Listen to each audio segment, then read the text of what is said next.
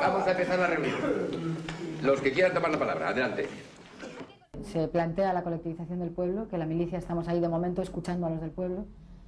Y entonces ahí yo no tenía texto escrito, pero se me adjudicó traducirle a Tom, al americano, lo que él tenía que decir al pueblo, porque él sí tenía un diálogo, ¿no? Entonces yo le traducía. Y en principio esa era mi función. Pero como siempre, a partir de un punto, Ken dejaba que cada uno que tuviera algo que decir, y ahí es la persona, no es el actor. Es muy difícil trabajar así.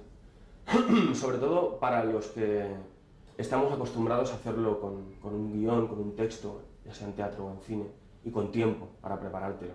Para lo que no entiendes, para lo que te cuesta decir. Pero aquí había gente que no era de la profesión, bueno, había electricistas o panaderos, gente del pueblo también que no tenía nada que ver con el cine. Y entonces te recuerda de repente que parece vida, porque tú estás allí, acaba la sesión, acabas el rodaje y te dan la orden y una hoja. Es como si alguien te avanzara cada día por la noche lo que te va a pasar mañana. Es la única diferencia. Por lo demás es como vivir. Pero sí es cierto que él ha hecho una selección muy rigurosa de actores y como tú has dicho, no ha escogido a los actores porque sean actores simplemente o porque crea que esa elección era el mejor actor posible. Los ha escogido fundamentalmente, yo creo, porque creía que esa persona era la persona que podía darle lo que el personaje necesitaba. Soy el único que hizo la mili, entonces tuve que darles un cursillo de técnicas de combate. Fue muy bueno porque vinieron los sargentos del ejército y preguntaron ¿quién ha hecho la mili? De 17 tíos o 16 solo había hecho este tío. Sí, pero muy mal, la A nivel interpretativo, digamos, para un actor profesional, tanto da que sea una improvisación, o tanto tendría que dar, como que sea un texto ya memorizado y aprendido.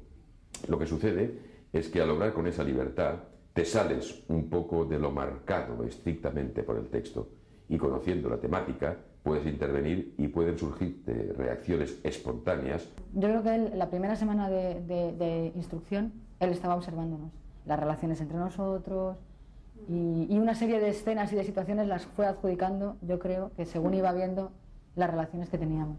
Cuando Ken me dijo que me había escogido para representar a Blanca, para trabajar como Blanca en la película, pregunté a los 2 o 3 días si podía leer un guión y entonces me enteré de que no podía leer un guión, de que nunca iba a tener un guión y automáticamente eso entró dentro de mí, me adapté a esa historia, me encantó el saber que iba a trabajar así, era algo nuevo, es algo, está muy cerca de lo que es la vida. Es como el hecho de que los que morían no sabían cuándo morían, que decía yo ruedo cronológicamente y tú no te puedes morir cuando no te toca, te morirás cuando te toque morirte.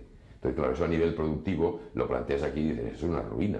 Lo positiva todo, filma 5.000 metros por día, rueda cronológicamente, exteriores, interiores, según la lógica del guión. Que repita las tomas 8, 10, 15 veces, supongo que lo hace porque no ensaya. El ensayo es una toma y la segunda toma es otro ensayo y va mejorando hasta que consigue lo que quiere.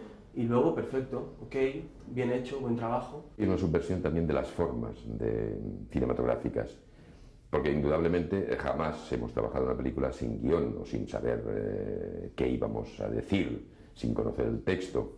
Sabíamos la temática general, evidentemente, ¿no? Y eso se combina con otra forma de subversión del lenguaje cinematográfico, que es la forma en que trabaja Ken. Es decir, la secuencia esta, por ejemplo, de las colectivizaciones, la rodó con 2 cámaras. Y rodamos durante 2 días. Se filmaron aproximadamente 8.000 metros de película, todo positivato. Con total libertad. In a way, the important thing is the belief and the actor's belief in what's happening, because the camera sees that. So it was important that the camera didn't sort of intrude into that as much as possible. But if the actors really believe what's happening,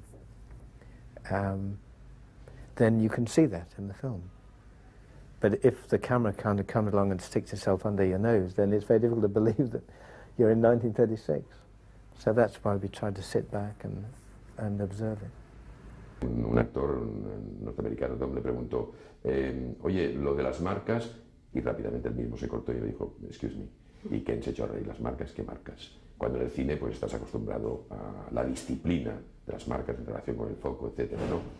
Entonces yo decía, despreocuparos absolutamente de eso, yo me encargo del resto. Entonces te dabas cuenta de que prácticamente era una toma circular, que tomaba todos los puntos de vista posibles durante una secuencia larguísima y que luego naturalmente resolverá en el montaje. Entonces eso le da una frescura extraordinaria.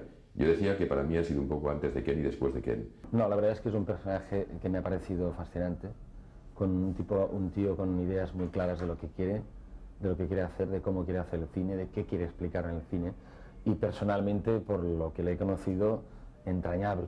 Entrañable es la palabra que más tierno, es como reservado y tímido, pero con un detalle, con una sensibilidad con la